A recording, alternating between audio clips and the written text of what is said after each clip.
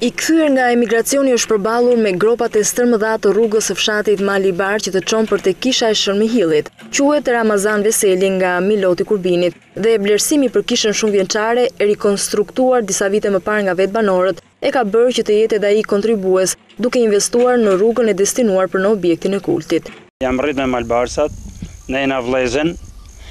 Edhe vetëm gjë që mund bësha për to ishte kjo. Unë kisha mjetin, e mora vesh për kishën që ishte bo një kishën në Malbardh, edhe rruga ishte e keqe për të ndihmuar njerëzit që të kishin mundësi të vishin me mjetet tyre deri te kisha. Atëherë vendosa me ardh me skavator që të pastrosha ose të rregullosha rrugën.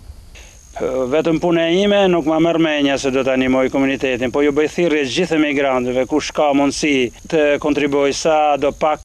Kisha e Shërmihillit ruhet me fanatizëm nga fshati, ndonse 95% e popullsisë së tij është muslimane. Ajo shërben edhe si vend pelegrinazhi për zonat përreth e mëgjer, duke bërë që banorët ta shohin atë si një burim për tërheqjen e vizitorëve vendas dhe të huaj.